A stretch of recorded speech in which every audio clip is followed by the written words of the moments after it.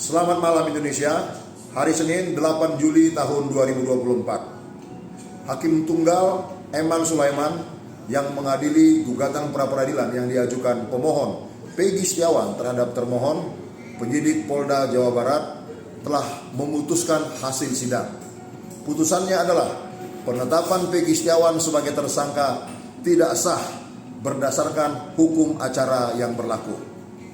Teman sebangsa setanah air, untuk menetapkan seseorang sebagai tersangka itu diatur dalam hukum acara. Acuannya adalah nomor 1, putusan Mahkamah Konstitusi nomor 21 garing PUU 12 Romawi garing 2014 ditetapkan 16 Maret tahun 2015. Ini harus berdasarkan asas kepastian hukum dan keadilan sesuai dengan amanat Undang-Undang Dasar tahun 1945 pasal 28D ayat 1, dan harus sesuai juga dengan asas lex tra, yang berarti hukum acara pidana itu harus memuat ketentuan yang jelas, dan asas lex trica yang berarti hukum acara pidana harus ditafsirkan secara ketat. Acuan yang kedua adalah Kitab Undang Hukum Acara Pidana pasal 1 angka 14, pasal 17, pasal 21 ayat 1. Ketiga pasal ini menjadi acuan KUHP pasal 184 ayat 1 untuk menetapkan seseorang menjadi tersangka. Lalu yang ketiga adalah Peraturan Kapolri nomor 12 tahun 2009 pasal 66, pasal 65 dan pasal 66. Semua itu diatur di sana bahwa seseorang yang hendak ditetapkan menjadi tersangka minimal telah ditemukan padanya 2 alat bukti yang sah. Lalu harus dilakukan gelar perkara dan harus ada pemanggilan dan pemeriksaan.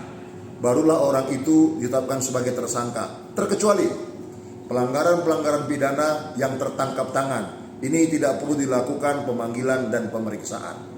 Nah, bertalian dengan Peggy Setiawan, dia ditetapkan sebagai tersangka dan ditahan oleh penyidik Polda Jawa Barat sekira 21 Mei tahun 2024. Ketika sidang pra-peradilan berlangsung, tidak ditemukan, tidak ada pembuktian di sana bahwa telah dilakukan pemanggilan dan pemeriksaan terlebih dahulu sebelum menetapkan Peggy Setiawan sebagai tersangka lalu ditahan. Tidak terbukti dalam gugatan pra-peradilan tersebut.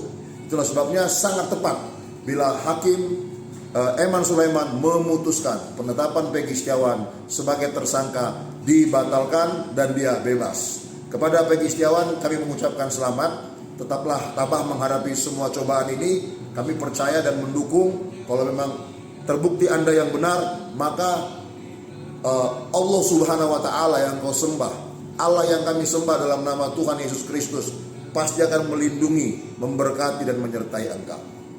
Teman sebangsa setanah air, dalam hukum acara pidana, dalam hukum pidana mengenal asas in criminalibus probationes beden esse luce clariores. Artinya, alat bukti harus lebih terang daripada cahaya.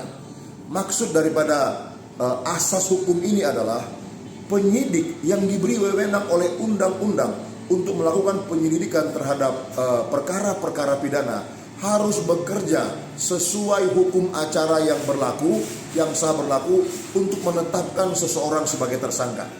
Apabila penyidik melakukan tugas penyidikan itu sesuai dengan hukum acara yang berlaku untuk mencari 2 alat bukti, maka itu masuk dalam asas hukum in criminalitas probationes beden esse luce clariores. Kita tahu bahwa dalam gugatan pra-peradilan yang diuji itu adalah penetapan hukum acara.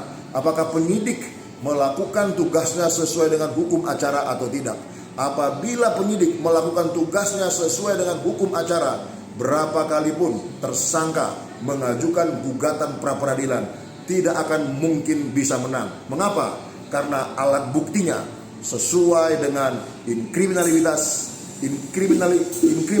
probationes beden esse luce clariores. Alat buktinya lebih terang daripada cahaya.